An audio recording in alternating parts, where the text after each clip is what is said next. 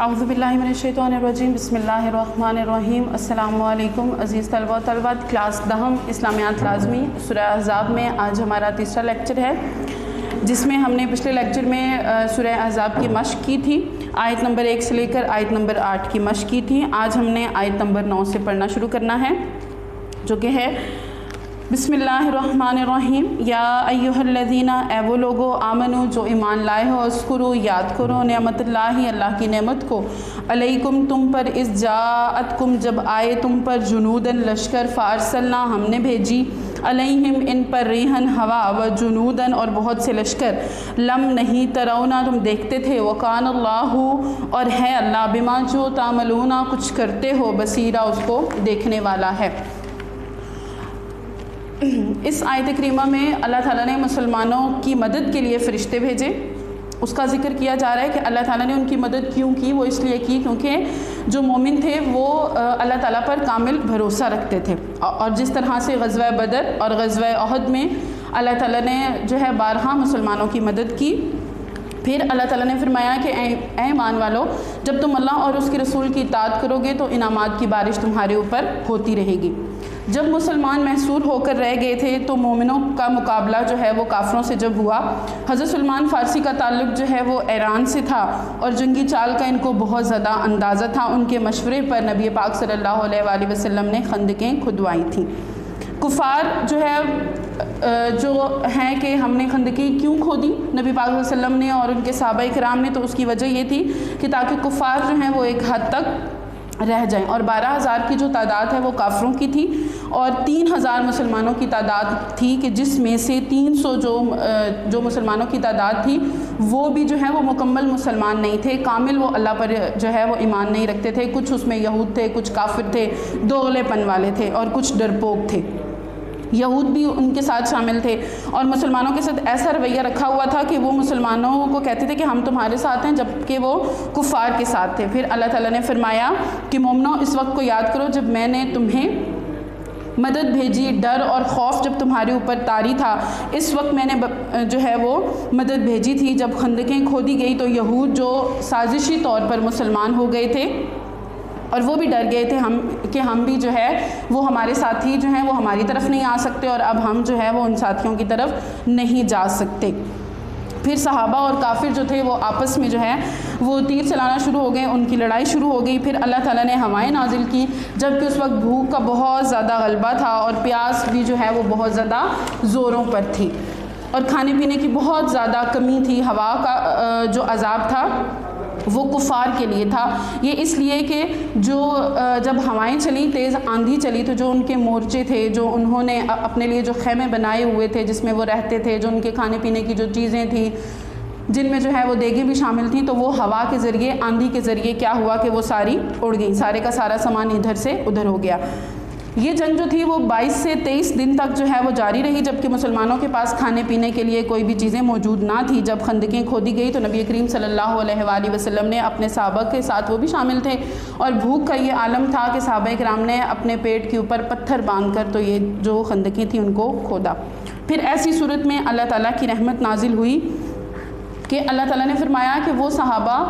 کہ جو نبی پاک صلی اللہ علیہ وآلہ وسلم کے ساتھ اتنی سختی کے عالم میں جو ہیں وہ کھڑے ہیں اور خندقیں کھود رہے ہیں، تو جو لشکر تمہارے پاس آ رہا تھا، پھر کیا کیا کہ اللہ تعالیٰ نے اس کے ذریعے کیا کیا کہ اللہ تعالیٰ نے مسلمانوں کی مدد کی، اور اللہ تعالیٰ نے آندھی نازل کی کہ جس سے فرشتوں کے ذریعے بھی اللہ تعالیٰ نے جو ہے وہ مدد کی۔ اس آیت کریمہ میں یہی بتایا گیا ہے کہ اے ایمان والو، تم پر اللہ تعالیٰ کی نعمتوں کو تم یاد کرو کہ جب تم پر لشکر حملہ کرنے کو آئے تو ہم نے ان پر ہوا بھیجی، اور وہ ایسی ہوا تھی کہ جو تم دیکھ نہیں سکتے تھے، اللہ تعالیٰ جو ہے وہ دیکھتا ہے۔ اگلی آیت ہے وا اور اس جب جاؤکم آگے تمہارے پاس، من سے، فوقکم تمہارے اوپر، وا اور من جو، اسفل منکم تمہارے نیچے سے، وا اور اس جب زاغتی جب پتھرا گئی، ابصار ان کی آنکھیں، و بالغتل اور پہنچ گئی، اور قروبا ان کے دلوں کو، حناجرا ان کے گلوں تک، و تظنون تم گمان کرتے ہو، باللہ اللہ کے بارے میں، ظنون جو ہے وہ تم طرح طرح کے گمان کرتے ہو۔ اب اس کی تشریح میں یہ ہے کہ جو کافر تھے جب وہ صحابہ کرام اور نبی پاک صلی اللہ علیہ وآلہ وسلم کو گھیرا ڈال چکے تھے، اوپر نیچے سے آ رہے تھے، تو اللہ تعالیٰ نے مسلمانوں کی مدد کی۔ جیسے کہ پچھلی آیت کی تشریح میں آپ کو بتا چکی ہوں کہ جو مسلمانوں کی تعداد تھی وہ 300 تھی، لیکن 300 بھی جو ہیں 3000 جو تعداد تھی وہ بھی کیا تھا کہ وہ مکمل مسلمان نہیں تھے۔ 3000 میں سے بھی جو ہے وہ دوغلے پن والے لوگ تھے، کچھ کافر تھے، کچھ یہود جو ہیں وہ شامل تھے، اور ان میں وہ لوگ بھی شامل تھے کہ جنہوں نے جو ہے وہ اللہ تعالیٰ سے وعدہ کیا تھا، نبی پاک صلی اللہ علیہ وسلم سے وعدہ کیا تھا کہ ہم کافروں کے مقابلے میں آپ کا ساتھ دیں گے، مگر اندر سے وہ کافر تھے اور جنگ کے دوران وہ بھاگنا چاہتے تھے اور کہتے تھے کہ ہمارے گھر جو ہے وہ کھلے پڑے ہیں، جبکہ وہ جھوٹ بولتے تھے۔ تو کیا فرمایا اس آیت میں؟ اور جب وہ تمہارے اوپر اور تمہارے نیچے سے تمہارے اوپر چڑھ رہے تھے، اور جب آنکھیں تمہاری پتھرا گئیں اور دل جو ہے وہ گلوں تک آ گئے، اور تم اللہ تعالیٰ کے بارے میں طرح طرح کے گمان کرتے تھے۔ اگلی آیت ہے وا اور اس جب یقولو کہتے ہیں المنافقین منافق والذین اور وہ لوگ فی قلوبہم جن کے دلوں میں مرضن بیماری ہے، ما جو وعدنا جو انہوں نے وعدہ کیا اللہ اللہ سے ورسولہ اور اس کے رسول سے، اللہ غرورا سوائے دھوکے کے کچھ نہ تھا۔ اس موقع پر مومنوں کی خوب آزمائش کی گئی، اور جب انہیں خوب سختی کے ساتھ جھنجھوڑا گیا، جب منافقین اور وہ لوگ جن کے دلوں میں بیماری تھی کہنے لگے کہ اللہ اور اس کے رسول نے تو ہم سے صرف محض دھوکے کا وعدہ کیا ہے۔ کیا تھا کہ مومنین کے لیے آزمائش تھی کہ جو 3000 میں سے جو تعداد تھی، جو کافر بھی تھے، یہود بھی تھے، دوغلے پن والے جو لوگ تھے، اور وہ جا رہے تھے، وہ بار بار کہتے تھے کہ ہم نے جانا ہے، کبھی وہ اپنا کیا مسئلہ بیان کرتے، کبھی وہ کیا مسئلہ، تو حضور صلی اللہ علیہ وآلہ وسلم نے ان کو منع نہیں کیا تھا کہ تم لوگ جاؤ، بلکہ وہ یہ کہتے تھے کہ جو ہے جب کوئی بھی نہیں بچے گا تو بھی میرے لیے اللہ تعالیٰ کافی ہے۔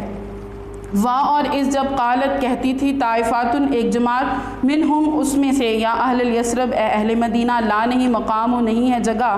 لکم تمہارے لیے، فرجیو تو تم لوٹ جاؤ، ویستاذن اور اجازت چاہنے لگے، فریقن ایک گروہ، منہم اس میں سے، النبی جی نبی سے، یقولو وہ کہنے لگے، انا بیوتن بے شک ہمارے گھر، عورتن کھلے پڑے ہیں، وما اور نہیں، ہیا یہ ہیں، بھی عورتن کھلے ہوئے، ان اگر یریدو چاہتے وہ، الا مگر فرارا وہ فرار ہو جاتے۔ اب اسی طرح اس آیت میں مزید تشریح کی گئی ہے کہ وہ گروہ کیا کرتے تھے کہ وہ نبی پاک صلی اللہ علیہ وسلم سے جو ہے وہ ہیلے اور بہانے کرتے اور کہتے تھے کہ ہماری عورتیں گھروں میں اکیلی ہیں اور اب آپ جو ہے وہ ہمیں جانے دیں، ہمارے بچے گھروں میں اکیلے ہیں، جبکہ ایسا نہیں تھا۔ وہ پہلے ہی جنگ سے پہلے ہی وہ اپنے بچوں کو اور اپنی عورتوں کو ایک محفوظ مقام پر چھوڑ چکے تھے،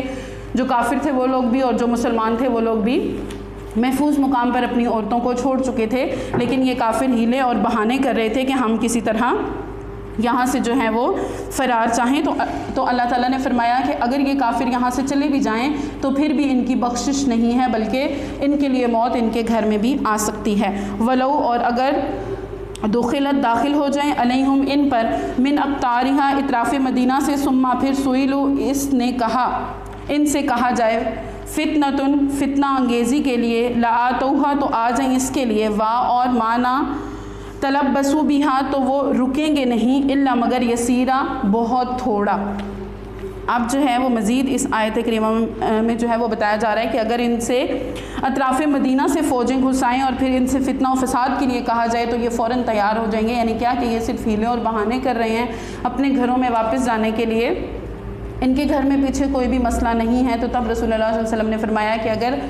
جو ہے تم تمام لوگ چلے بھی جاؤ تو میں پھر بھی اکیلا میرے ساتھ اللہ ہی کافی ہے۔ آج تک جو ہمارا سبق ہے وہ آیت نمبر 9 سے لے کر آیت نمبر 14 تک ہم نے سورہ احزاب کا کیا۔ اب مزید انشاءاللہ کل ہم اس کو جاری رکھیں گے۔ کل تک کے لیے اللہ حافظ۔